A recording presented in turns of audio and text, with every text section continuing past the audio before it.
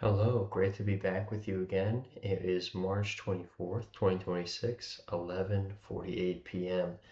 It's very late, so we're going to get this reading done because I'm excited about it, and I'm going to head to bed, and it's going to be a great day tomorrow. So let's get into it. We are on Exodus chapter 34, titled The New Stone Tablets. The Lord said to Moses, "Chisel out 2 stone tablets like the first ones, and I will write on them the words that were on the first tablets, which you broke. Be ready in the morning, and then come up on Mount Sinai. Present yourself to me there on top of the mountain. No one is to come with you or be seen anywhere on the mountain. Not even the flocks and herds may graze in front of the mountain." So Moses chiseled out 2 stone tablets like the first ones, and went up Mount Sinai early in the morning, as the Lord had commanded him. And he carried the 2 stone tablets in his hands. Then the Lord came down in the cloud, and stood there with him, and proclaimed his name, the Lord.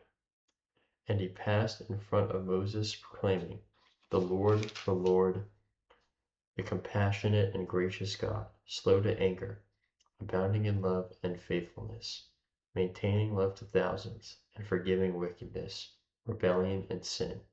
Yet he does not leave the guilty unpunished. He punishes the children and their children for the sin of the parents to the 3rd and 4th generation. Moses bowed to the ground at once and worshipped. "Lord," he said, "if I have found favor in your eyes, then let the Lord go with us. Although this is a stiff-necked people, forgive our wickedness and our sin, and take us as your inheritance." Then the Lord said, "I am making a covenant with you. Before all your people I will do wonders, never before done in any nation in all the world. The people you live among will see how awesome is the work that I, the Lord, will do for you. Obey what I commanded you today. I will drive out before you the Amorites, Canaanites, Hittites, Perizzites, Hivites, and Jebusites. Be careful not to make a treaty with those who live in the land where you are going, or there will be a snare among you. Break down their altars, smash their sacred stones, and cut down their Asherah poles. Do not worship any other god, for the Lord, whose name is jealous, is a jealous God.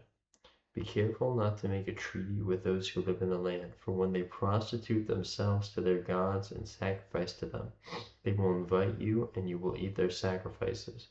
And when you choose some of their daughters as wives for your sons, and those daughters prostitute themselves to their gods, they will lead your sons to do the same. Do not make any idols. Celebrate the festival of unleavened bread. For 7 days eat bread you made without yeast, as I commanded you. Do this at the appointed time in the month of Aviv, for in that month you came out of Egypt. The first offspring of every womb belongs to me, including all the firstborn males of your livestock, whether from herd or flock. Redeem the firstborn donkey with a lamb, but if you do not redeem it, break its neck. Redeem all your firstborn sons. No one is to appear before me empty-handed. 6 days you shall labor, but on the 7th day you shall rest. Even during the plowing season and harvest you must rest. Celebrate the festival of weeks with the first fruits of the wheat harvest, and the festival of ingathering at the turn of the year. 3 times a year all your men are to appear before the sovereign Lord, the God of Israel. I will drive out nations before you and enlarge your territory, and no one will covet your land when you go up 3 times each year to appear before the Lord your God. Do not offer the blood of a sacrifice to me along with anything containing yeast, and do not let any of the sacrifice from the Passover festival remain until morning. Bring the best of the first fruits of your soil to the house of the Lord your God. Do not cook a young goat in its mother's milk. Then the Lord said to Moses, "Write down these words, for in accordance with these words I have made a covenant with you and with Israel." Moses was there with the Lord 40 days and 40 nights, without eating bread or drinking water. And he wrote on the tablets the words of the covenant, the 10 Commandments. The radiant face of Moses. When Moses came down from Mount Sinai with the 2 tablets of the covenant law in his hands, he was not aware that his face was radiant, because he had spoken with the Lord. When Aaron and all the Israelites saw Moses, his face was radiant, and they were afraid to come near him. But Moses called to them. So Aaron and all the leaders of the community came back to him, and he spoke to them. Afterward, all the Israelites came near him, and he gave them all the commands the Lord had given him on Mount Sinai. When Moses finished speaking to them, he put a veil over his face. But whenever he entered the Lord's presence to speak with him, he removed the veil until they came out. And when he came out and told the Israelites what he had been commanded, they saw his face was radiant. Then Moses would put the veil back over his face until he went in to speak with the Lord. Okay, that's chapter 34.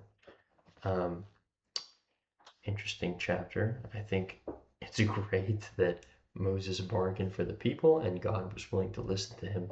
And he basically, this is the establishment of the Old Covenant, which is cool to see. I also did not know that Moses' face was radiant after spending time with God, but it's God, nothing is out of the question. So why not? That was chapter 34. I would like to share something that I saw today, which really spoke to me. First of all, this is kind of a journal where I've been writing some notes on sermons I watch and some interesting Bible verses. And today I drew a rose. I don't know if you can see that. First attempt. Not too bad. And it says here, the moments when you don't feel anything are the moments when he may be closest. Those moments are ones where we must work by sheer faith, and God may be testing you. What a great opportunity those seemingly dark moments are. And it's actually a quote by Billy Graham's mother. Basically, I saw a YouTube clip today where Billy Graham was doing a sermon. Great preacher who sadly has passed away. And he had called his mother while he was in school and said, "Mom, I've been praying for several weeks and I don't feel close to Jesus." And she said, "Son, you've given your life to Jesus. And in these moments when you don't feel him, it's when he may be closest to you and you're being tested." What an awesome opportunity it is that even in the moments when you don't feel God, we are being tested and we have an opportunity to show how much we love him and care for him and the strength of our faith. That is what I got for you today.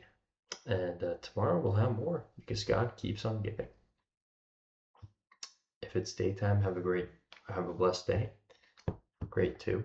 If it's nighttime or evening, have a blessed evening/night. Thank you. Bye.